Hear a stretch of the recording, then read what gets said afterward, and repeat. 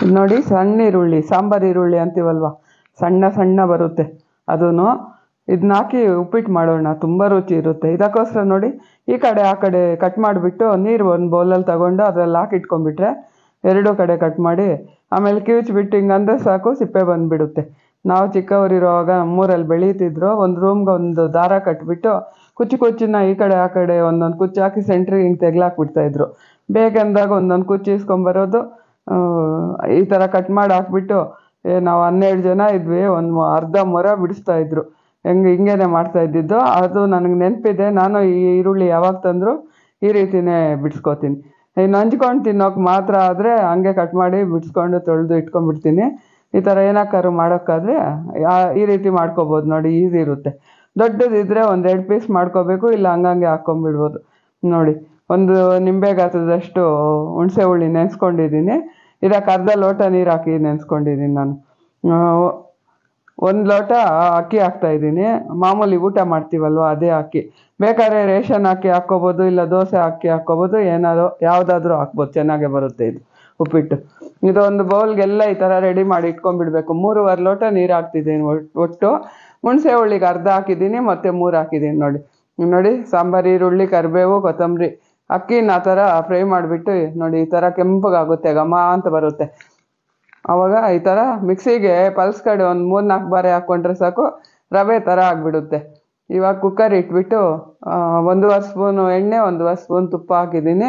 ಸಾಸಿವೆ ಚಿಟ್ಪಟ ಅಂದಮೇಲೆ ಕಡಲೆ ಬೀಜ 1 ಹಿಡಿ, ಕಡಲೆಬೇಳೆ, ಉದ್ದಿನಬೇಳೆ ಹಾಕಿದ್ದೀನಿ. ಇವಾಗ ಈರುಳ್ಳಿ, ಹಸಿಮೆಣಸಿನ್ಕಾಯಿ, ಕರಿಬೇವು ಕರಿಬೇವು ಇವಾಗ ಹಾಕ್ತೀನಿ. ಒಂದು ಸ್ವಲ್ಪ ಈ ಥರ ಫ್ರೈ ಮಾಡ್ಕೊಂಬಿಡ್ಬೇಕು ನೋಡಿ.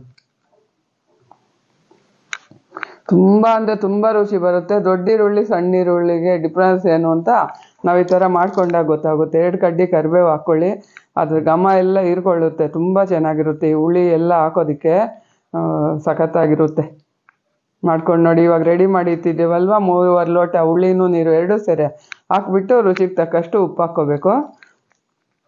ಇವಾಗ ರವೆನ ತಗೊಂಡು, ಉಪ್ಪು ಹಾಕಿದ್ದೀನಿ ನಾನು, ರವೆನ ತಗೊಂಡು ಹಾಕ್ಬಿಟ್ಟು ಈ ಥರ ಕಲಿಸ್ತಾನೇ ಇರ್ಬೇಕು ನೋಡಿ.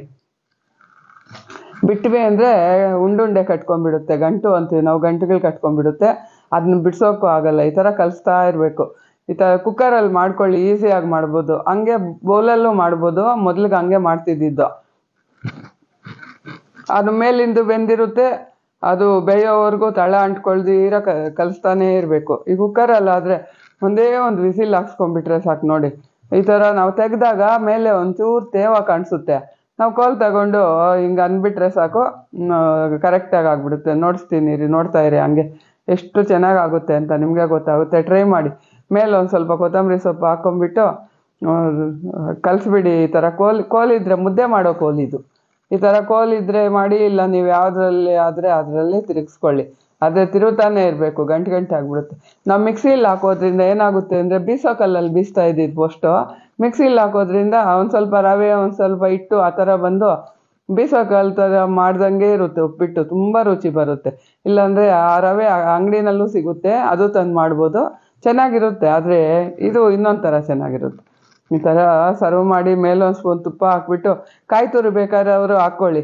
ನಮ್ಮಲ್ಲಿ ಕಮ್ಮಿ ತಿನ್ನೋದು, ನಮ್ಮ ಮನೆಯವರು ಒಬ್ಬರು ತಿಂತಾರೆ, ಅವ್ರು ತಿನ್ನೋವಾಗ ಹಾಕ್ಕೋತಾರೆ, ನಾವು ಯಾರೂ ಹಾಕ್ಕೊಳ್ಳಲ್ಲ. ಅದಕ್ಕೋಸ್ಕರ ಕೊತ್ತಂಬರಿ ಸೊಪ್ಪು ಹಾಕ್ಬಿಟ್ಟು ಸವಿರಿ.